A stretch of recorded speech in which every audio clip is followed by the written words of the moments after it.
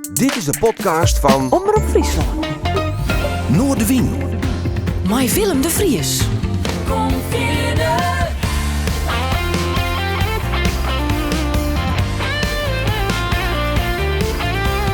Alles wat te speelt. Omroep Friesland.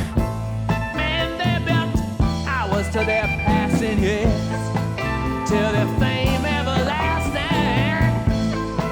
Here it comes chopping and reaping. Hear him laugh if they're cheating. Time waits for no man, and he won't wait for me.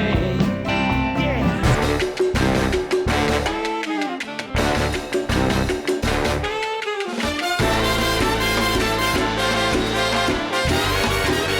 Dit is Noordewien.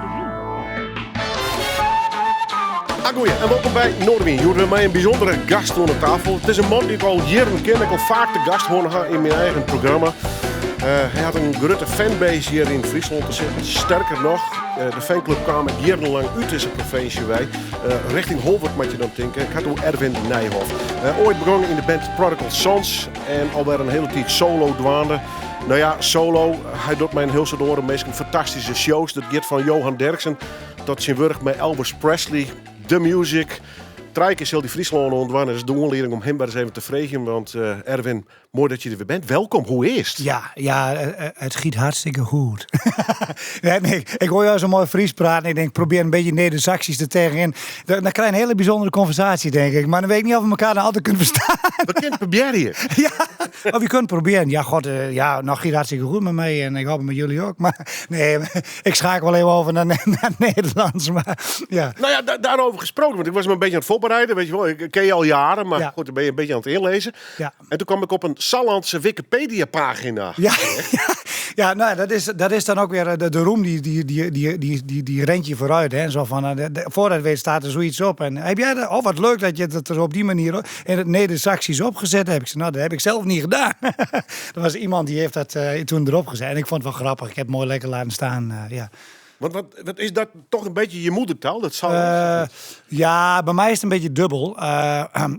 Want mijn ouders die hadden zoiets van, nou ja, dat was een beetje in de jaren 70 van, als hij wil studeren is het handig dat hij ook Nederlands kan. Ja, gewoon normaal Nederlands. Ja. En Duo Hullenboer van Busje komt zo, die zit een dorp verderop. En die noemde dat altijd, ja, dat zijn een beetje dubbel gehandicapte wichteren.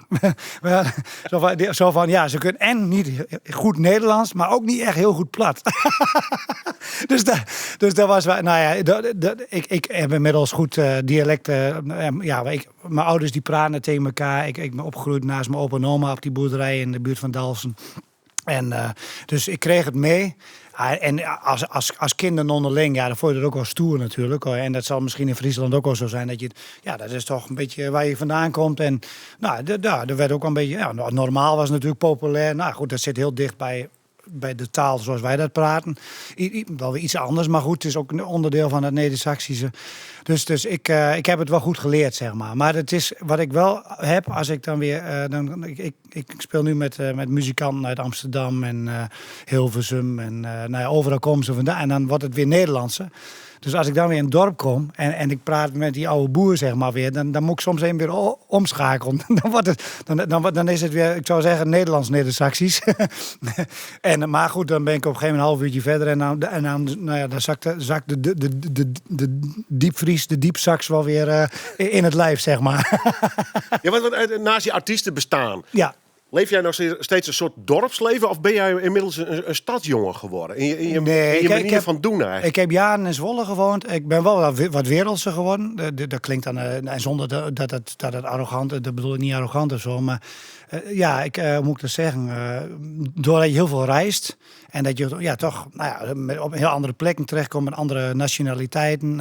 En ook succes hebt als artiest en je komt op tv, je doet shows. Dan leer je mensen ook wel kennen. Zo ben je te gek en zo lig je op uw bek. Ja, dat is wel hoe het Maar is. leef je nog steeds als een dorpeling? Of? Ja, ik heb niks met spatsen en of hoe noem je dat?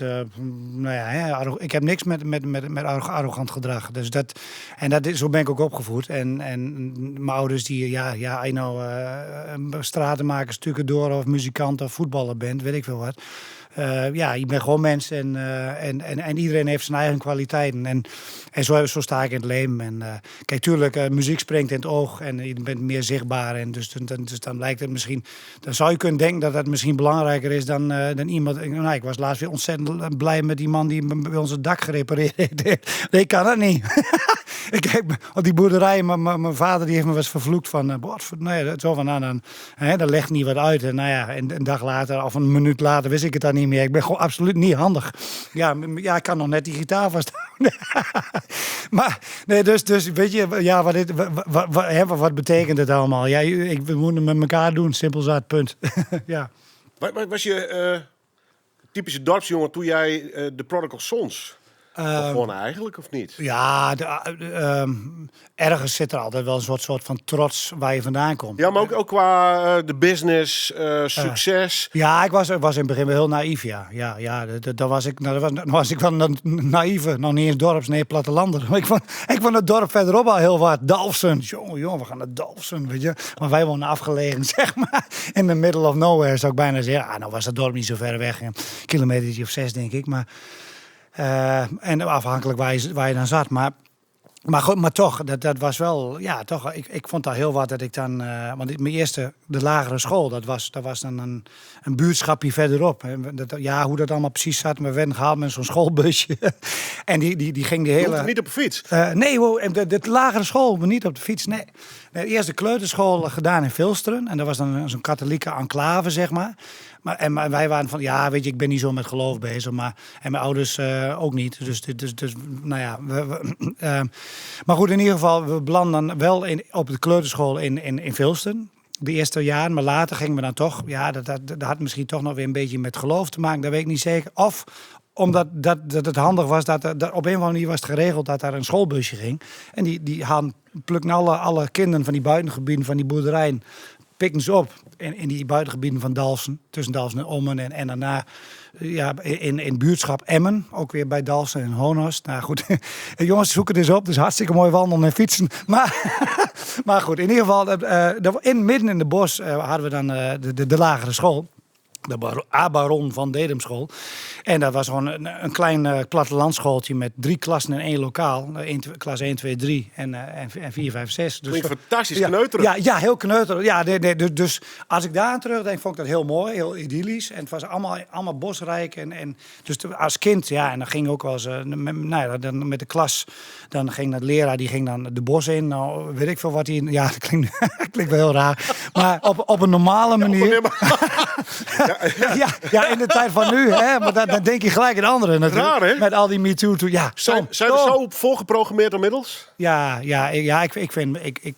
Het gaat mij wel wat te ver zo langzamerhand. Ik snap best wel, je moet elkaar... Ja, maar kijk, me nog wel lachen erom, maar ik sla er ook aan. Zo van, ik bedoel niet verkeerd, maar bij van, nee, je doet niet verkeerd. Nee, bedoel ik. Want ik heb humor en mij kan, Nee, maar zegt dat iets over de tijd waarin we leven?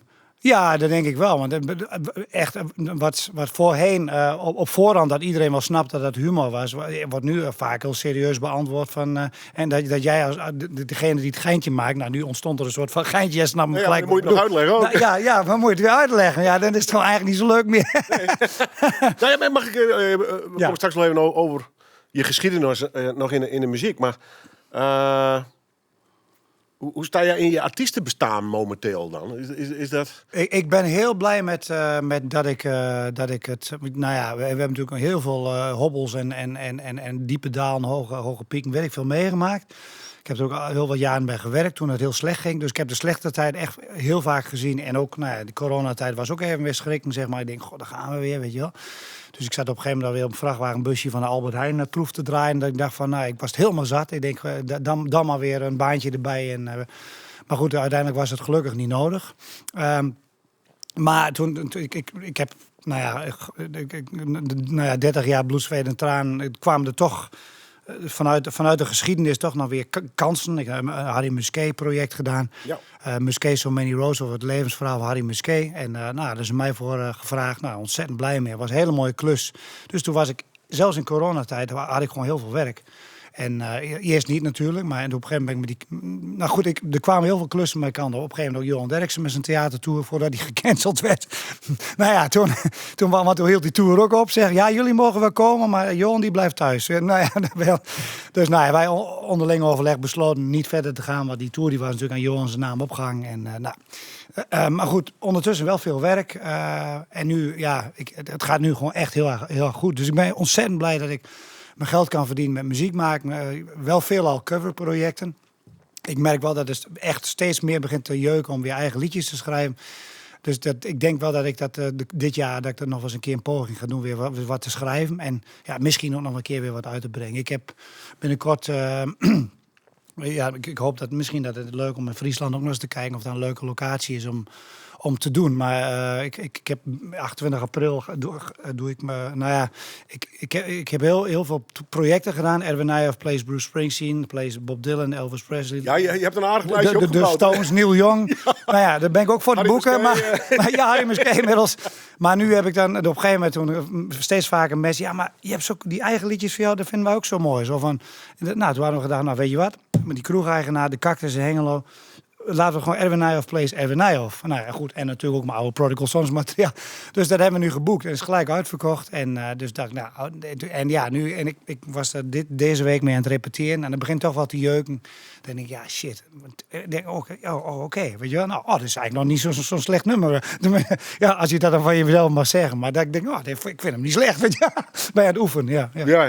En nog even, wordt het vast ook nog de Rolling Stones. We draaiden aan het begin van het programma Time Waits for No One. Ja. Waarom de Stones en dit nummer? Ja, Time Waits for No One. Ten eerste omdat ik een geweldig nummer vond. En ik kan me nog herinneren dat ik dan van die boerderij naar... Of voor de voetbal, of voor school, of weet ik veel wat... reed ik naar het dorp, zeg maar. Buurtschap Hessem.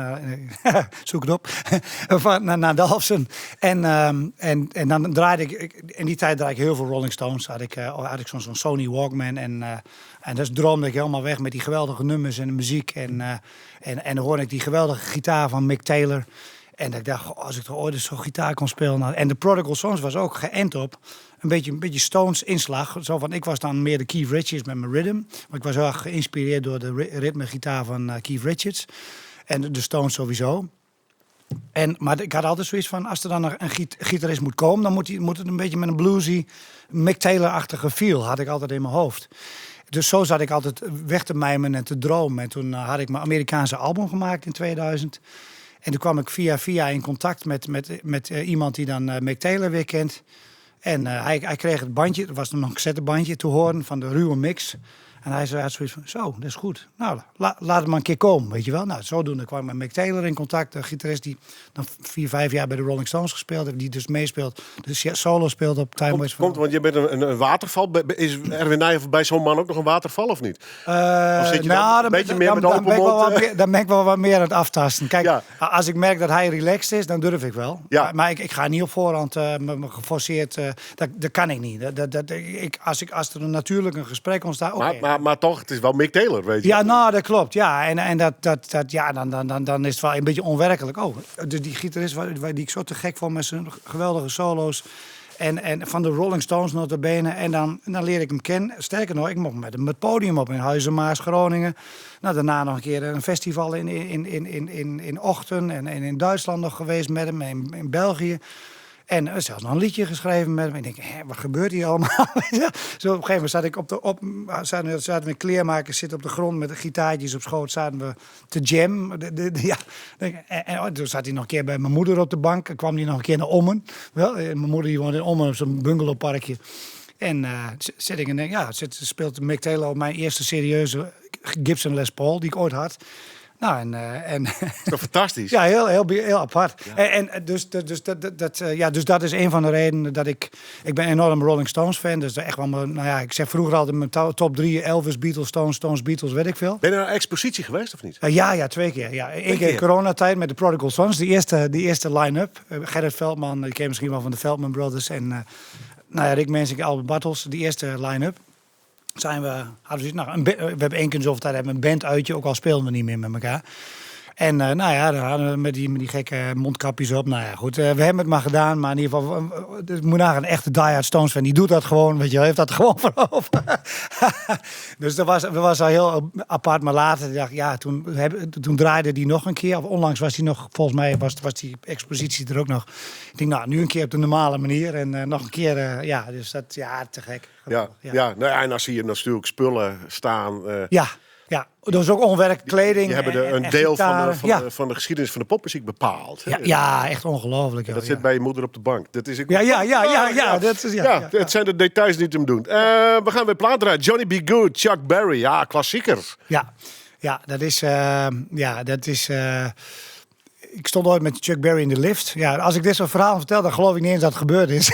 Nee, maar ze zijn wel mooi. Ja, en heel veel mensen... Nee, maar dat doet er niet toe. Nee. Ik heb soms ook wel eens, dan ben ik met optreden, doe ik een verhaal en denk, dan noem ik Mick Taylor. Ik doe dat niet standaard hoor, maar En toen in één optreden kwam er weer heel veel van. Dat soort, met Tony Joe White gespeeld en met Pearl Jam voorprogramma en met de gitarist van Elvis en de drummer. Je staat in de lift? Ja, maar dan mensen ook denken, ja, dat zal allemaal wel, weet je wel. Nou, ik stond in de lift met Chuck Berry. Dan is het mooie verhalen zijn welkom. Op de gastenlijst van Mick Taylor. Mick Taylor die speelde die avond ook met Bill Wyman en his Rhythm Kings. En Chuck Berry die zou eindigen. Jerry Lee Lewis zou volgens mij openen. Of dat hij weer naar Bill Wyman speelde, weet ik niet. Maar er was een line-up met Bill Wyman's Rhythm Kings, Jerry Lee Lewis en Chuck Berry in Heineken Music Hall. Omdat we contact hadden met Mick Taylor, kwamen we op de gastenlijst. Nou, kwamen we ook backstage. En toen had ik op een of andere manier al een demootje van een bewerking rock'n'roll music van Chuck Berry had ik al via zijn zoon gestuurd. Ik weet niet of hij het wel of niet gehoord heeft. In ieder geval, zijn zoon die vond het mooi. En CB the Second noemt hij zichzelf, speelde ook gitaar in de band van Chuck Berry.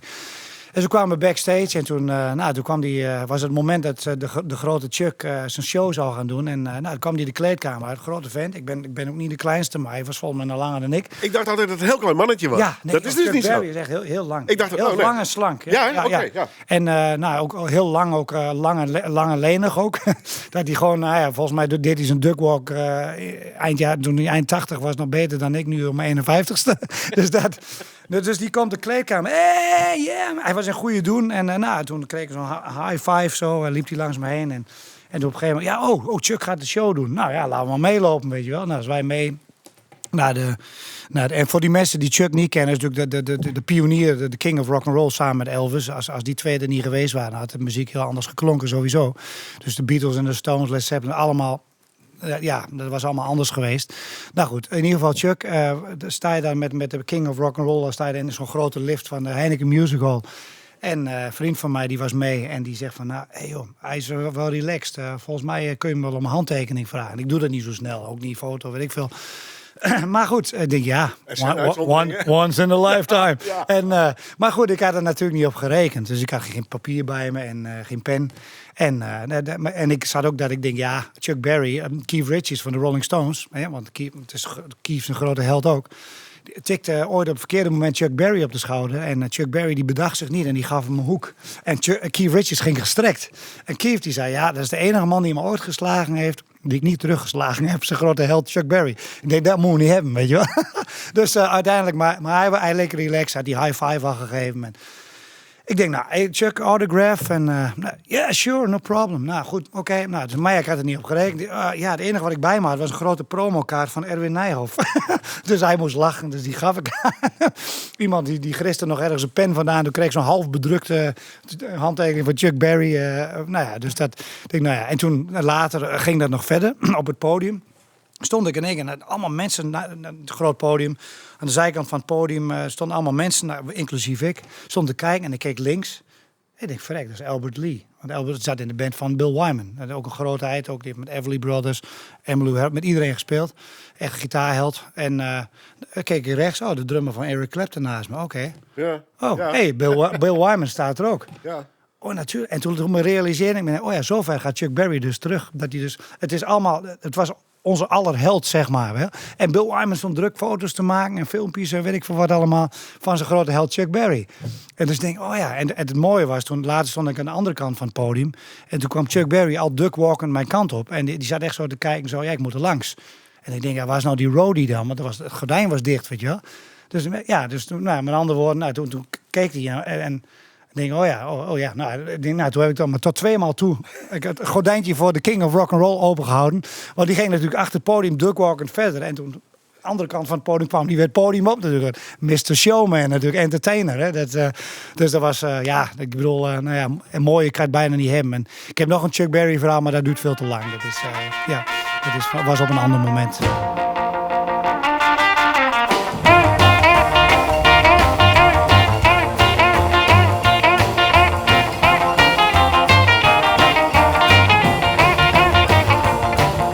Deep down in Louisiana, close to New Orleans, way back up in the woods among the evergreens, there stood a log cabin made of earth and wood, where lived a country boy named Johnny B. Good, who never ever learned to read or write so well, but he could play a guitar just like a ringing a bell. Go, go!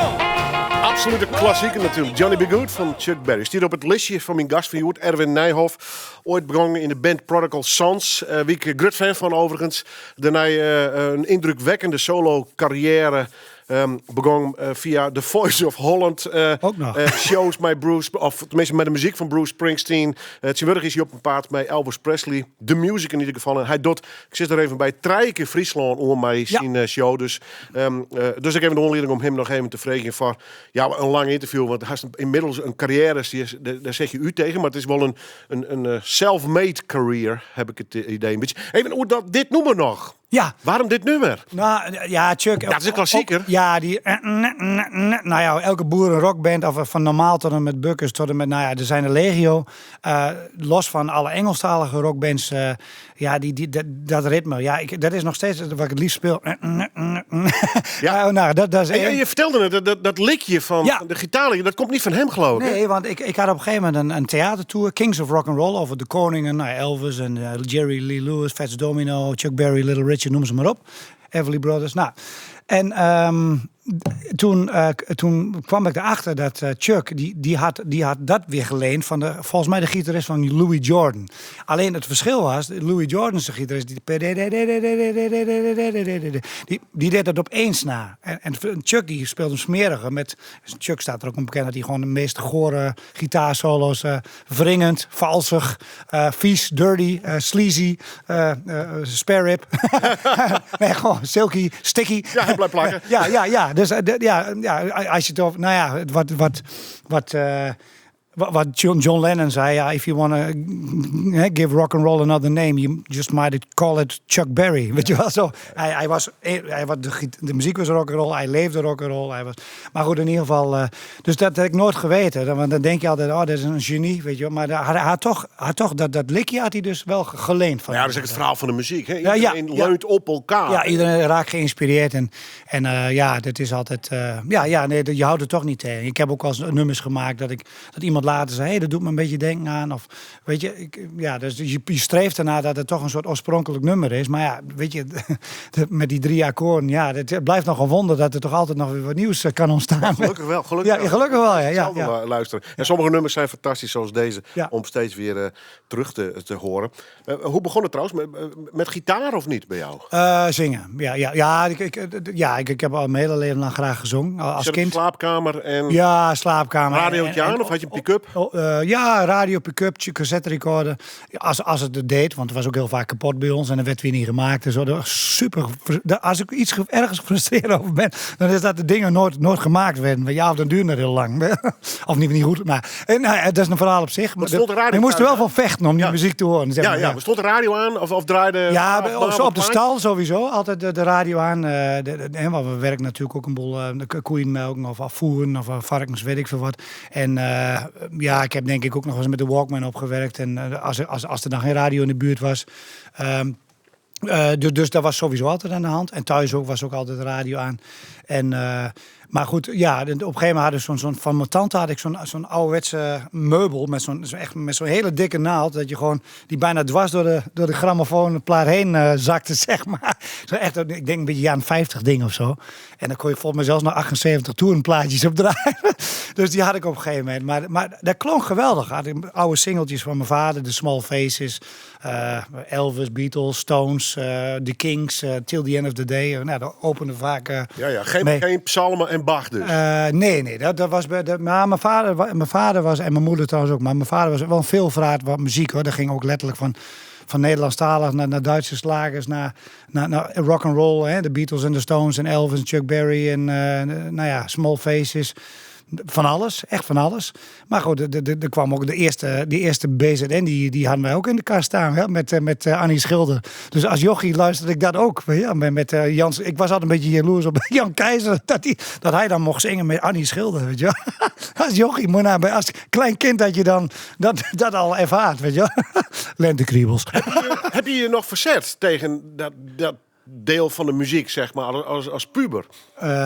Punk, hardcore, hard rock of dat soort dingen? Of ben je redelijk meegegaan in? Nou, nee, in die zin had ik verzet. Ik luister alleen maar naar die oude meuk. En ik had niks met de muziek van die tijd. Nee. Toen nog niet echt. Ja, ik pikte wel nummers mee. Maar als iedereen naar Spandau Ballet aan het luisteren was, dan vond ik die hits ook al mooi. Ik kwam onlangs nog tegen Tony Hadley. Ik had een tour met Jan Akkerman en kwam tegen in Alkmaar, was het geloof ik. Nou goed, in ieder geval, hij had ook een leuk. Thank you ruined my youth on die vreselijke rot. Ja, nou, dan moet alweer een coming out, zeg maar. Hoe noem je dat? Een guilty pleasure. Ja. Mijn eerste singeltje wat ik kocht was Through the Barricades van Spandau Ballet. Nu we het er toch over hebben. Dat had ik hem nog niet verteld. Maar dus met mijn eerste vriendinnetje, nou ja, gewoon dan liep de zwijmond. Schrikkelijk, ja.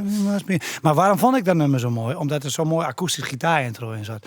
En dat was voor mij de grootste trigger. Ik had ook met Stairway to Heaven ook, het bekendste voorbeeld, of A Burning Heart van Vandenberg. Ik was gek dol op akoestische gitaarintro's. En ik vond dat jammer als de rest van de band mee begon te spelen. En eigenlijk heb ik dat nog, want dat is ook een reden dat ik best veel solo akoestisch speel. Kun je lekker je eigen gang gaan. Ja, en dan kun je je eigen dynamiek maken. Dus er wordt dan niet verknald door een drummer die net iets te hard... Wat was, nou, daarover gesproken, want de band waar je in hebt gespeeld was natuurlijk Prodigal Sons. Ja. Was dat ook je eerste band? Nou, mijn eerste band was 40 Strings. Dat was een bandje rondom Dalfsen. Eén jongen die woonde in Dalfsen, de rest woonde in de buurtschapjes. Twee jongens woonden in Dalfsen. Henk Holsappel, drummer, later ook drummer van Prodigal Sons. En Richard Kamphuis.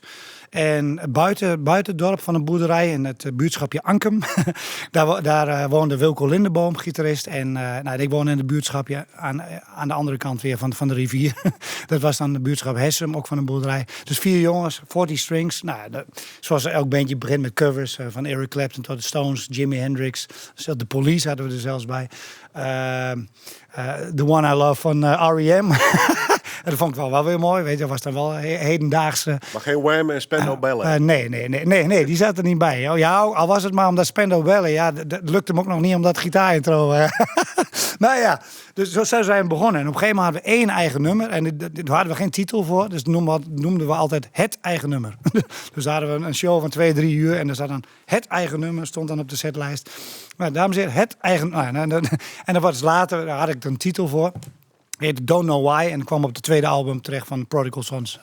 Ook een beetje een rocknummer. Ja, maar hoe is de Prodigal Sons daaruit ontstaan? Oh ja, toen wij speelden altijd op een muziekavond. En die tijd had je nog best veel live muziek. Echt, ik bedenk mijn weemoed terug aan die tijd. Oh. Maar goed, in ieder geval, dan mochten we daar bijna elke week, of 1 keer in zoveel weken, hadden we een soort vaste gig in de stapperij in Ommen. En later ook in andere tentjes, de Tronk en de Gildekelder. En dan kwamen ze van de hele regio kwamen ze naar Ommen. En dan had je in elk barretje, elke uithoek had je gewoon een live bandje staan. En wij mochten dan vast, wij waren een beetje huisband van de stapperij. Het was in de kelder dan. En toen, ik kan me nog herinneren dat toen op een gegeven moment had ik op mijn school, ik zat toen op school, op een haven op de Torrebek in Zwolle. En toen hadden ze me ooit een keer op een schoolfeest zien spelen. Toen, de jongens die zaten in de band Blue Monday. En die band die was uit elkaar gevallen. En toen was ik aan het soundchecken achter het gordijn. En toen zegt die drummer tegen... Wat is dat voor een bewerking van The River van Bruce Springsteen? Nee, dat is die jongen die staat te soundchecken achter het gordijn. En dus zo is het contact gelegd. Rick Mensink, de drummer, de eerste drummer van Prodigal Sons, dat was ook altijd een beetje de regelneef. Was ook de boeker en ik heb een boel aan hem te danken. Want hij stuurde het eerste demootjes in voor de grote prijs. Maar goed, die telefoonnummers uitgewisseld. En op een gegeven moment, toen kan ik me nog herinneren dat ik in Ommen in die kelder stond op het punt om te gaan optreden met 40 Strings, mijn eerste bandje. Kreeg ik de vraag van, goh, wil je niet auditie doen bij ons, zeg maar. Ik zei, nou ja, dus dan werd ik natuurlijk in verlegenheid gebracht naar die andere jongens toe. Maar die waren minder ambitieus. Ik had echt zo, ik zat wel op school, maar ja, ik had wel zoiets van, ik wil eigenlijk gewoon muziek maken. Ja, en muzikant. Ja, en toen ben ik auditie gaan doen. In het Zwolse Popfront was dat toen nog zo'n mooi oud pakhuis. Helaas is ook alweer ten de vlakte. Maar goed, staat nu de Mediamarkt. Toch gaat het dan. Maar goed, in ieder geval, daar hebben we auditie gedaan. En toen was Gerrit Veldman er ook gelijk al bij, gitarist. En dat werd de eerste versie. En die jongens die hadden over boekingsbureaus en managements. En dan denk ik, ja. Dus ik was heel blij dat Rick de bandjes al instuurde voor de grote... Want we zijn toen in januari begonnen. Ik had al een paar liedjes, die hebben we snel op een demo gekwakt. En toen die is ingestuurd en toen stonden we het eind van het jaar, hetzelfde jaar, stonden we al in de finale van de Grote Prijs van Nederland in december in Paradiso te spelen. Dus dat was eigenlijk een veel te snelle start, weet je wel. Daarna was ook, het jaar daarna stonden we al in het voorprogramma van Pearl Jam en het jaar daarna hadden we eerste hitje met You Still Think. En toen kwamen we ook dat jaar daarna weer voor het eerst op Pinkpop en het jaar daarna gingen we naar Amerika. Weet je? Dus eigenlijk ging het allemaal veel te snel. Als ik nu terugdenk, was eigenlijk... natuurlijk, we werkten er hard voor. En dan denk je van... dat het logisch is. Dat je gewoon van het ene succesje naar het andere... Maar zo logisch is dat niet. Want als je de dijk, die bestond nog ook al 10 jaar... voordat ze hun eerste succesjes hadden. En bij ons eerste jaar was gelijk al... in die zin bingo. En zo kwam het een beetje, ja. You keep telling me lies and I think that I don't want it anymore. Never sure if I can trust you. Never sure if you met someone new. I always was too blind to see that you were only playing games with me. And I'm tired of wasting all my time, and now I'm sure I'm really gonna leave. And you still think that I need you. You still think. You Still Think, Prodigal Sons. En de Shore. Deze fantastische band, ik ben echt wel fan in die tijd. Zit je bij mij aan tafel. Ik ken hem intussen ook al een paar hier, vaak de gastvest in Noorderwien. En als je ook hem op televisie is, je weer dwaande met al die prachtige shows. Nou, maar Elvis op een paar trijken, Friesland nogmaals. Net stenen maar erheen, want dan krijg je echt wel wat te zien. Erwin Nijhoff, het verhaal van de Prodigal Sons. Nou, dat is al heel vaak verteld. Maar je zei eigenlijk voor de plaat al van eigenlijk ging het te snel. Kijk je er voor jezelf zo op terug? Ja. Is dat ook de reden geweest dat het op een gegeven moment ook helemaal leeg was? Klaar? Ik was op een gegeven moment wel leeg gespeeld. Toen die laatste bezetting plofte, zeg maar. Iedereen kreeg zo eigen ideeën, zeg maar. En toen was ik wel leeg gespeeld. Het was echt. Maar geldt ook een beetje voor de band, zeg maar? Het was wel klaar, of niet? Eigenlijk heel simpelweg. Prodigal Sons was een wisselende formatie rondom mij. Met één keer zoveel tijd. Dan ging door verschillende redenen mensen weer uit de band. Soms was het mijn keus, soms was het de bandleden zijn keus. Dus daardoor was dat een wisselende formatie. Ik heb toen besloten om niet meer onder die naam verder te gaan. Maar dat gaf zoveel verwarring. Het was eigenlijk een solo-project onder bandnaam. En dus ik denk, dat moet maar duidelijker dan duidelijk. En toen zei de platenmaatschappij Warner Music... ik kwam toen in 2000 mocht ik een album uitbrengen... nadat de Prodigal Sons... dat ik besloten heb om te stoppen onder die naam te opereren...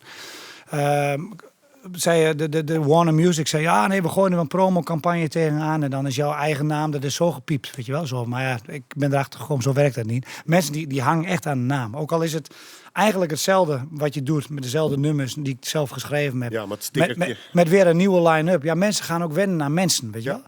Op een gegeven moment Henk Holzappel of eerst, Rick Mensink, de eerste drum ophield. Toen kwam Henk Holzappel erbij. En Henk Holzappel, die heeft eigenlijk het grote succes, relatief grote succes meegemaakt. Dus de mensen die gaan en op een gegeven moment ook, die krijgen ook een band met de muzikant die meespeelt. En dus dat was verwarrend. Ja, maar is die band dan uit elkaar? Nee, er komt weer een andere drummer. Nu komt Jeroen Hobert, gaat nu drummen, weet je wel, toen Henk ermee ophield.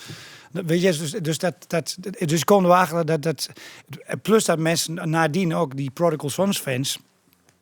Ja, die zijn ook een beetje afgehaakt naar mij toe, zeg maar. Die denken, hij doet nu heel wat anders. Maar op een gegeven moment had ik weer een nieuwe band. De beste band die ik ooit had. Op papier, weet je, muzikaal gezien en weet ik veel. Kon ik echt alle kanten mee op. Maar mensen die dachten van, ja, maar hij doet nu heel wat anders. Maar nee, ik speelde nog steeds het oude materiaal gecombineerd met nieuw materiaal. Alleen met tussen aanhalingstekens een betere band. Dat klinkt een beetje raar, maar laat ik zoals die jongens, die waren super veelzijdig en niks ten nadele van. Iedereen heeft zijn sterke kant en alle bezettingen hadden hun eigen sterke specifieke muzikale kwaliteit. Maar ja, ik merkte wel eens dat ik gewoon soms dingen inbracht en dat mensen dat niet aankonden eigenlijk. Ja, dat klinkt. Heb je dat moeten leren? Ik bedoel, ik hoor je komt uit een dorpje en op een gegeven moment kom je in een bandje terecht via school. Echt allemaal heel onschuldig. Ja. Dan ken je nog steeds als een heel sociaal mens met veel gevoel. En toch moet je denk ik leren al vrij vroeg om keuzes te maken, om mensen te bedanken. Ja. Ja. Om op een gegeven moment te verversen. Dan kom je in de muziekwereld terecht. De industrie is keihard. Ja. Uiteindelijk gaat het de verkochte platen, toen tenminste die tijd. Tegenwoordig gaat het om views. Ja. Heb je dat moeten leren om een soort zakelijke hardheid ook? Ja, die hardheid is me nooit gelukt. En, maar je moest wel keuzes maken. Ja, dat klopt. En die keuzes maakte ik uiteindelijk wel. Hoe moeilijk ik het ook vond. Ja. Ik maakte die keuze wel. Omdat ik wel voelde van, ja, ik moet het wel doen. Ja. En dan kom je dus op een hele... Dan moet je dus die vriend, Albert Bartels, die moest ik op een gegeven moment ook... want ik... Lijkt me heel ingewikkeld. Ja, dat vond ik wel, ja. En gelukkig had... Albert was een schat van een man, nog steeds. Gelukkig, hij leeft nog, want hij heeft ook heel veel gezondheidstoestanden gehad. Maar goed, dit is weer een verhaal op zich.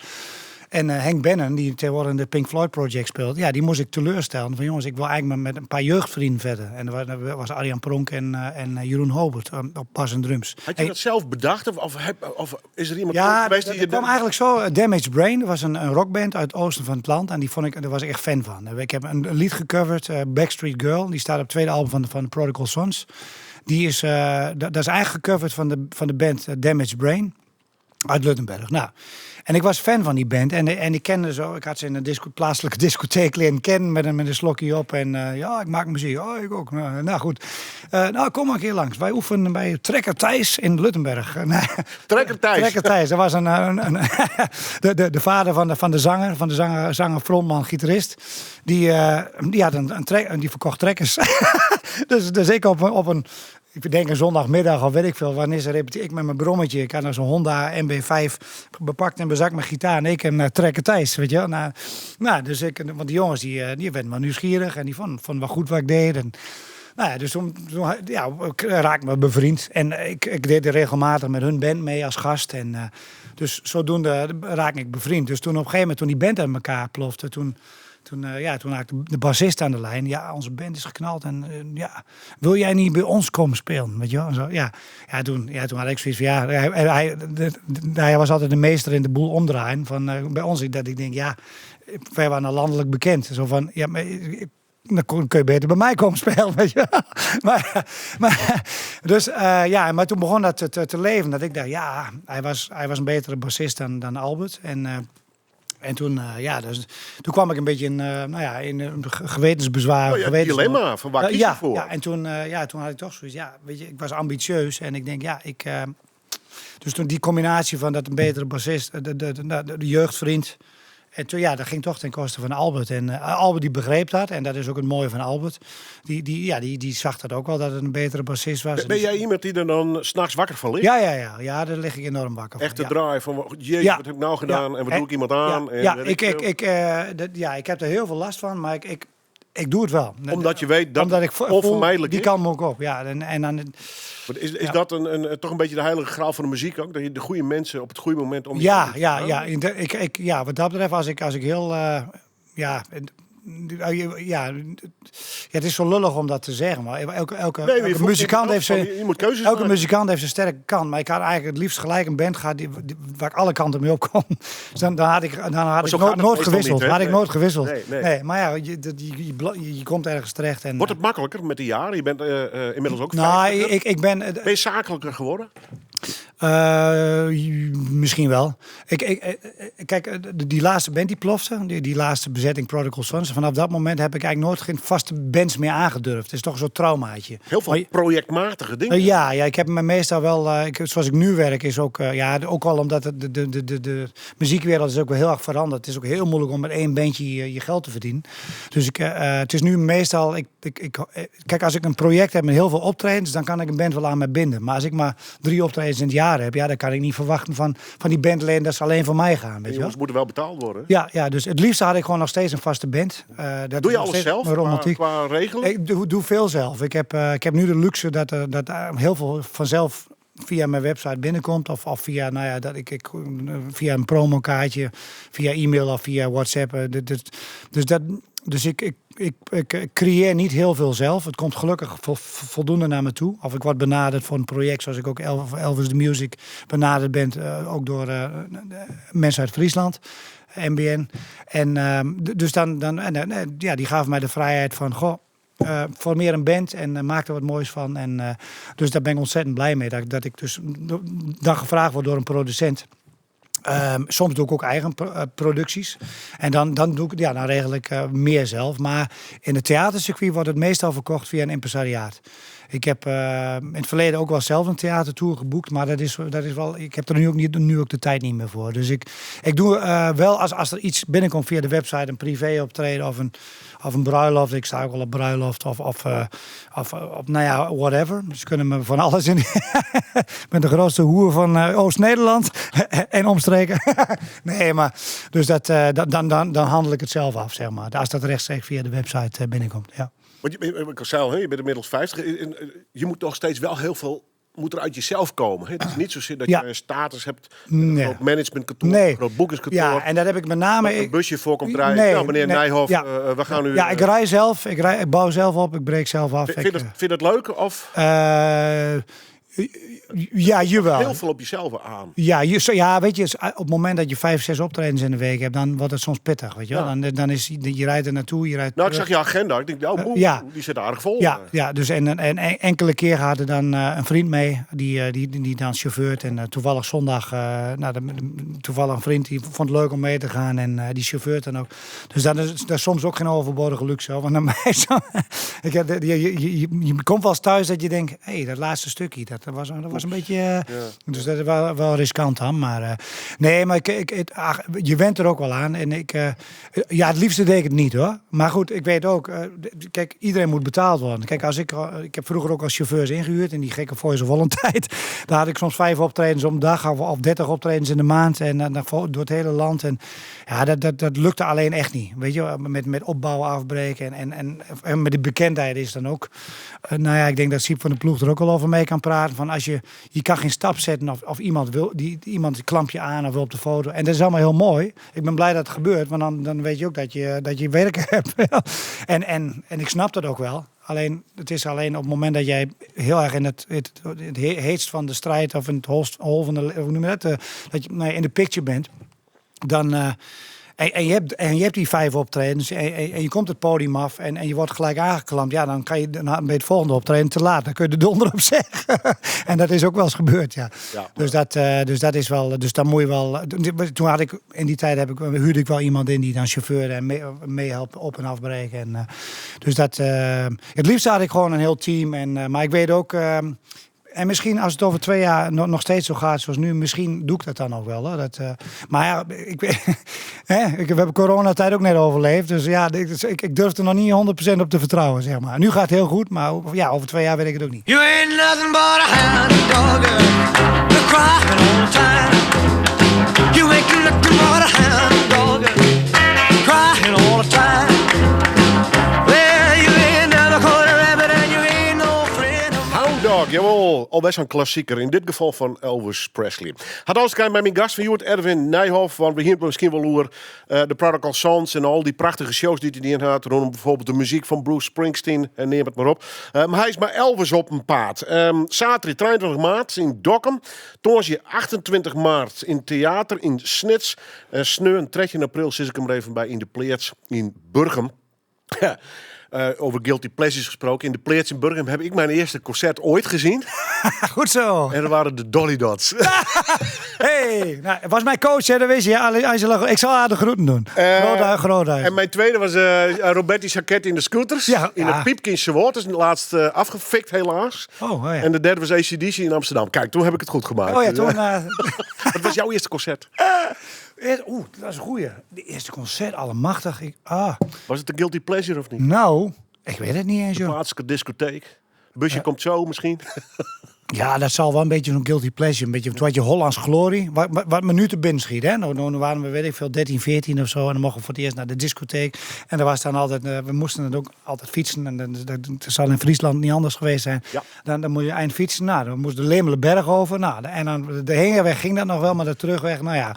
Maar in ieder geval gingen die Lemelenberg over. In Lemelen, Zaaldijk, Lemelen was dat dan. Nou.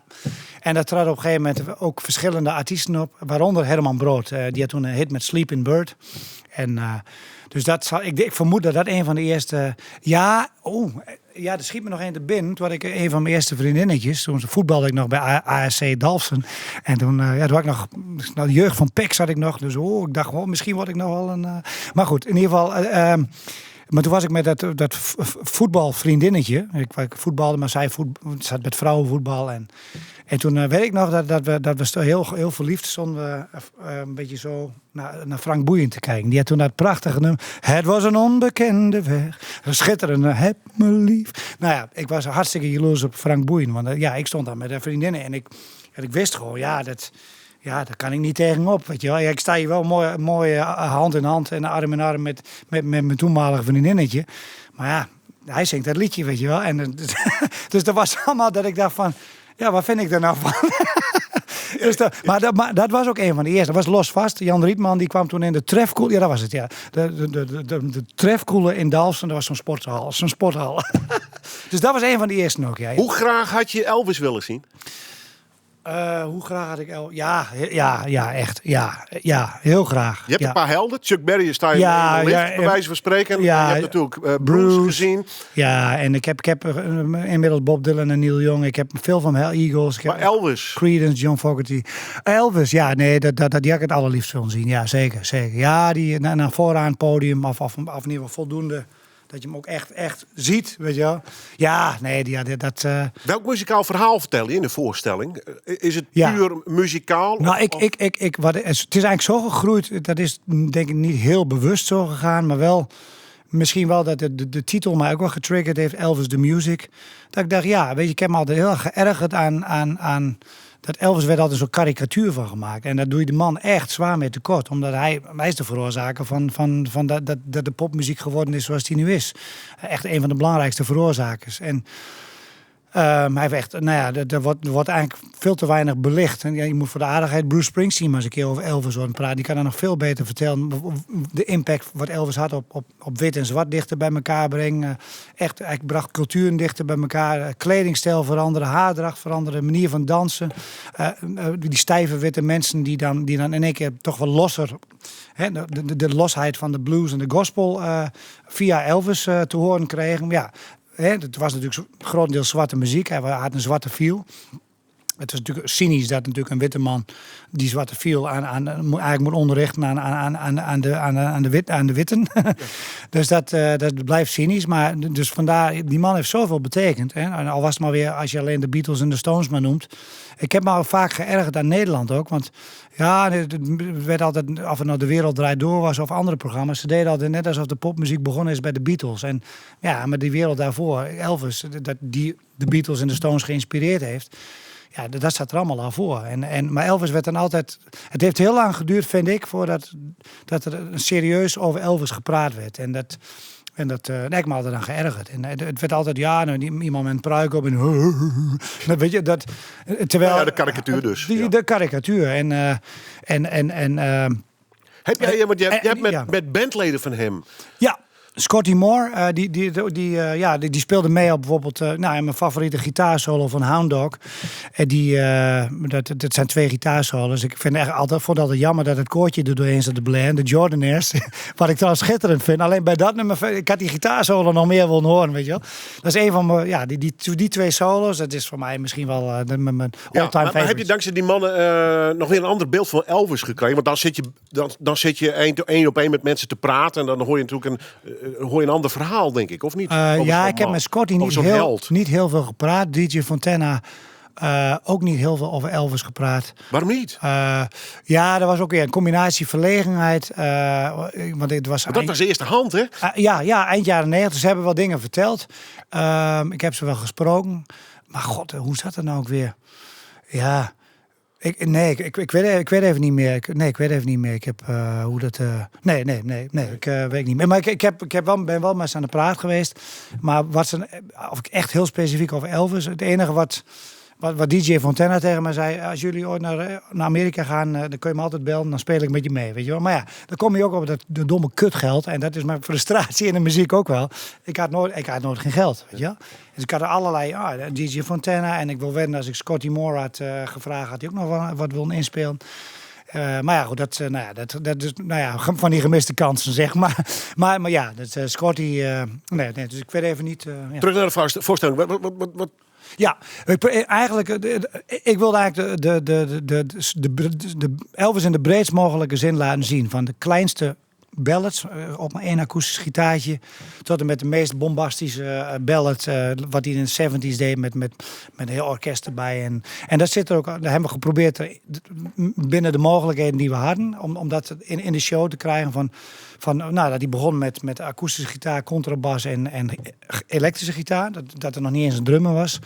Tot en met mooie mierzoete piano ballads, dromerige piano ballads, tot en met de ruige rock'n'roll, tot en met de gospel ballads, tot en met hij heeft ook heel veel met blazers gewerkt. Dus daar zit ook een sectie, of noem je een soort een aantal nummers die we dan heel specifiek geënt hebben op dat hij heel veel met New Orleans invloeden had, zeg maar. Dus dat probeer eigenlijk op de breedste manier met al die stijlen die opera, weet je, er zit ook opera-invloeden had hij. Dus dat proberen we te laten zien, zeg maar. Echt, hele dynamische show. Ook zijn hele levensverhaal dus. Muzikaal?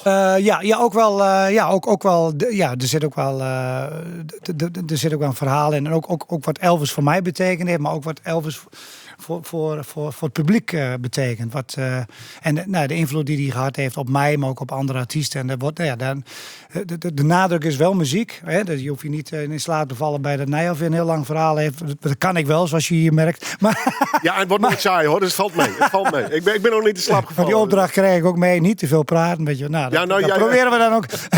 Tenminste, ook in de theatershow. Er zit wel echt wel veel muziek in, maar ook er zit ook wel een aantal anekdotes die het grote publiek niet kent. Zeg maar. Grote band, wat heb je mee? Ja, 10-mans formatie. Wow. 3 blazers, 2 backingvocalisten. Gus Genzer, die bij Herman Brood gespeeld heeft de laatste 20 jaar van Herman Brood's carrière. Geweldig Arubaanse drummer. Ik ben echt blij dat ik Gus heb gevonden. We kennen elkaar af en toe van onderweg dat hij met Herman Brood speelde, ik met Prodigal Sons. Maar nu zijn we met elkaar gaan werken. En ja, het is gewoon een, ik zou bijna zeggen, match made in heaven. Een super explosieve, veelzijdige drummer. Bassist, die doet... dat is bassist voor Her Majesty, Dirk Schreuders.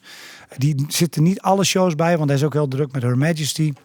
Dusty Cigar op gitaar, die speelt ook veel met Ian Siegel, een blueszanger. Ook een genadeloos jong talent op gitaar, echt met fingerpicking van James Burton tot en met Scotty Moore, Jerry Reed, hij kan het allemaal. Dus ook muzikaal gezien, voor de muzikanten valt er ook veel te zien. Het zijn echt fijne muzikanten. Trijke Friesland, Dokkum, Snits en Burgum met Elvis, The Music, Erwin Nijhoff in de haatrol. Het zit er bijna op. Nog 1 plaat. Bruce Springsteen, The Ja. River. Ja. Van alle helden toch wel een superheld dit. Ja, ik was hem altijd vergeten totdat ik The Voice of Holland ging doen. Want ik noemde altijd Elvis, Beatles, Stones. Maar dan denk ik, ja, Bruce Springsteen is toch ook wel een held van mij. En toen als jochie op mijn 13e en toen ik mijn eerste optredens deed, zat hij heel snel The River erbij. Dus, en ik heb ook wel eens gezegd, het verhaal vertelde ook voor een groot gedeelte hoe mijn leven een beetje verlopen is. Het verhaal wat hij over zijn zus en schoonbroer, zwager vertelt, dat gaat er eigenlijk om. Dus er zitten heel veel overeenkomsten met mijn leven. Ik ben ook opgegroeid vlakbij rivier de Vecht. Dus dat levensverhaal, maar ook de inspiratiebron die Bruce zeker in de jaren 80 was. Dus ja, ik kan er niet omheen. Als ik doodga, The River. Dank u wel.